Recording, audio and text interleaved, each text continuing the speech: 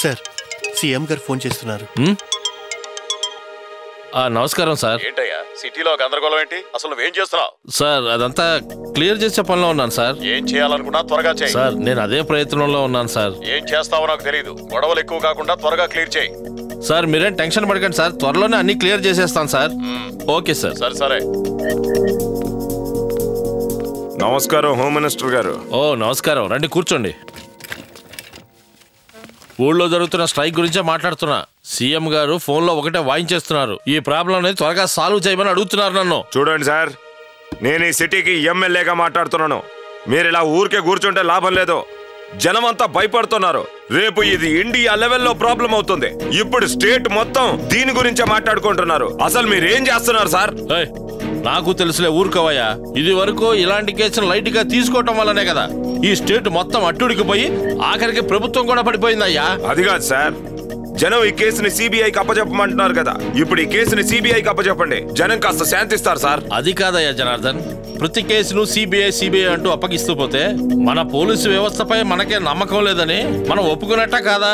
చూడండి సార్, ఇప్పటికే జనానికి పోలీసుల మీద పూర్తిగా నమ్మకం పోయింది. మనం ఈ కేసుని పోలీసులకే వదిలేస్తే గనక ఓటు వేసి గెలిపించిన జనం చీతూ అంటూ ఊసి రాజీనామా చేసేదాకా వదలరు. ప్లీజ్ సార్, దయచేసి దీన్ని రాజకీయం చేయకండి. త్వరగా ఏదోటి చేస్తే మంచిది.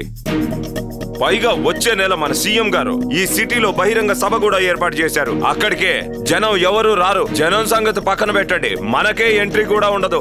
కాస్త పరిస్థితిని ఇప్పటికైనా అర్థం చేసుకోండి. క్రైమ్ బ్రాంచ్ కి ఫోన్ చేయవయ్యా. సరే సార్.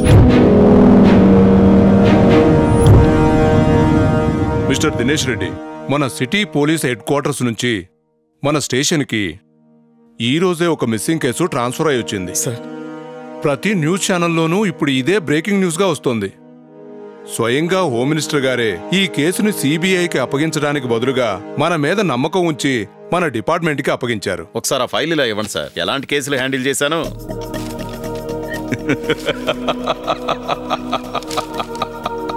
ఈ నీలకంఠాన్ని ఎదిరించిన వారికి చావు తప్ప మరో ఆప్షన్ లేదు.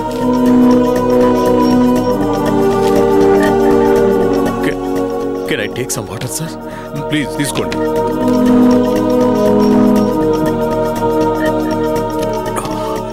సార్, హార్ట్లో ప్రాబ్లంగా ఉంది.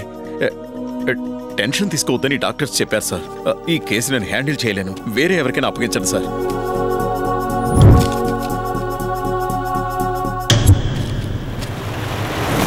ఈ కేసు గురించి మీకు పూర్తిగా తెలుసు కదా, దీని మీద మీ ఒపీనియన్ ఏంటి? అసలు ఇందులో ఎవరు ఇన్వాల్వ్ అయ్యారో మీకు తెలుసా సార్? ఎవరైతే మనకేంటి, మన దగ్గర పవర్ ఉంది, ఫోర్స్ ఉంది. సార్, మీకు ప్రముఖ సంగీత విద్వాంసుడు పద్మశ్రీ పురస్కార గ్రహీత డాక్టర్ శంకర్ శాస్త్రి గారు చనిపోవడం గుర్తుందా సార్? గుర్తుంది. అగ్ని ప్రమాదంలో పాపం వాళ్ళ ఫ్యామిలీ మొత్తం చనిపోయారు కదా. అది ప్రపంచ దృష్టిలో సార్. కానీ అసలు కథ వేరే ఉంది.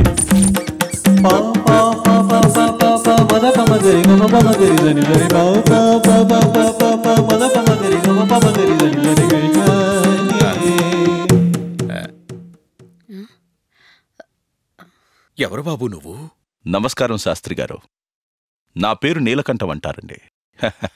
ఈరోజు మీ అందరికీ సెలవు. వెళ్ళండి వెళ్ళండి.